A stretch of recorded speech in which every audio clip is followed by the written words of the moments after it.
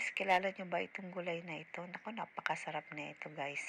Mapait, mapait pa sa break up. Ayan guys, hugasan natin siyang mabuti kasi po maputik po ito. Ang ginagawa ko po, yung huling hugas ko po, dinidiretso ko na po ito sa kawali. Kasi nagtutubig pa rin po siya dyan.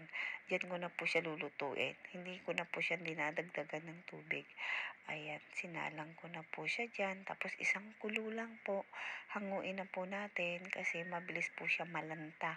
Mabilis siya maluto kasi maninipis po ang dahon niya. Ang nilalagay ko pong pangtimpla sa kanya is sibuyas, kamatis, kalamansi at asin. Yan lang po. Paghalo-haluin lang po natin.